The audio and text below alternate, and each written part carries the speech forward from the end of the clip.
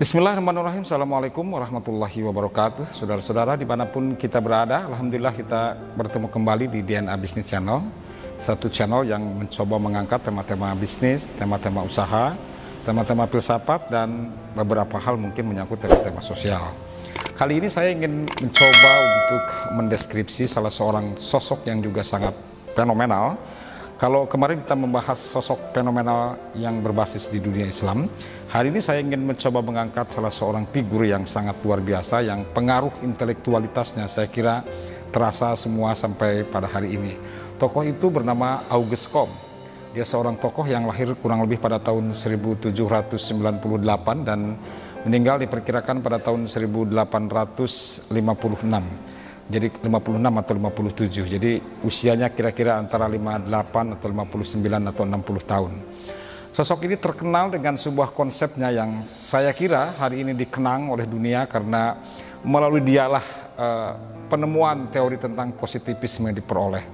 Dan gagasan dia soal positivisme itu diawali ketika dia mendeskripsikan terkait dengan sejarah akal budi manusia. Dia mengatakan bahwa sejarah akal budi manusia itu bergerak dalam 3 fase. Jadi dia mengatakan jika kita menoleh ke belakang, kata dia, tentang sejarah kehidupan manusia, maka kita akan menemukan 3 tahapan perkembangan akal budi manusia. Yang pertama, dia menyebut bahwa pada tahap awal manusia sering disebut sebagai tahap teologis. Tahap di mana manusia tunduk sepenuhnya pada kekuatan alam dan manusia merasa diri sebagai sesuatu yang sangat lemah. Dan karena manusia dianggap sebagai sesuatu yang lemah, maka manusia cenderung untuk tunduk dan patuh pada kehendak-kehendak natural. Dia menyebut pada tataran teologis ini, manusia dibagi juga dalam 3 kelompok besar, dalam 3 fase. 3 fase itu, atau ketiga fase itu adalah yang pertama yang sering dia sebut sebagai petiisme. Jadi petiisme itu adalah sebuah anggapan, sebuah paham yang menganggap bahwa manusia betul-betul dalam keadaan yang sangat lemah dan ada satu kekuatan yang maha luar biasa. Yang maha luar biasa itulah yang dalam bahasa agama diperkenalkan dengan istilah Allah dalam hal Islam ya, atau juga diperkenalkan dengan istilah Tuhan, Dewa, atau apapun yang disandingkan kepadanya. Jadi manusia tunduk dan semua kejadian yang terjadi pada alam dan manusia itu tidak ada yang terjadi kecuali atas kehendak Tuhan, atas kehendak Dewa, atas kehendak sesuatu yang supranatural. Lalu kemudian manusia itu bergerak pada tahap berikut. Setelah petiisme itu manusia bergerak pada satu fase lain yang dia kemudian menyebutnya sebagai fase politeis. Jadi manusia menemukan Tuhan dalam bentuknya yang tidak lagi petiis seperti yang pertama, tetapi lebih cenderung politeis. Politeis itu menganggap bahwa Tuhan atau dewa-dewa itu bisa ditampilkan dalam gejala-gejala yang cukup kompleks dan cukup rumit.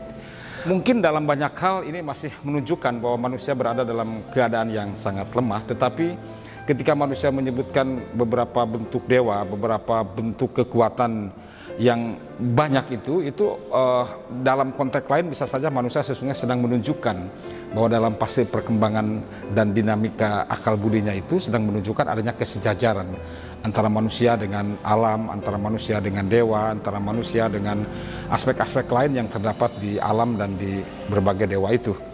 Dan kemudian di fase teologis ini dia mengakhirinya dengan menyebutnya bahwa pada fase tertentu manusia menemukan sebuah gagasan, sebuah konsep tentang Tuhan yang tunggal, maka dikenalah dengan istilah fase teologis yang monoteis. Jadi fase teologis yang monoteis itu menganggap bahwa manusia dikendalikan oleh satu kekuatan yang sangat luar biasa, tetapi kekuatan yang luar biasa itu tidak tampak dalam dewa-dewa sebagaimana ditampilkan dalam gejala akal budi manusia yang politeis, tetapi juga monoteis ini menampilkan satu gejala bahwa Tuhan mulai dideskripsikan dalam pendekatan-pendekatan yang rasional. Kalau kita mencoba kembali membaca literasi Islam misalnya, penemuan tentang Tuhan yang tunggal yang berada di balik semesta, yang mengatur segala dinamika yang terdapat pada alam ini, seringkali kalau kita membaca berbagai literasi sejarah itu diperkenalkan oleh Ibrahim alaihissalam. Jadi Ibrahim alaihissalam itu, Nabi Ibrahim alaihissalam itu sering diperkenalkan sebagai nabi pertama yang mendeklarasikan atau yang mentransformasikan sebuah gagasan bahwa Allah itu tunggal dan sekaligus Allah itu yang mengatur segala sesuatu yang sangat kompleks di alam raya dan di alam-alam yang mungkin juga kita tidak pernah bisa memahami secara utuh, secara keseluruhan.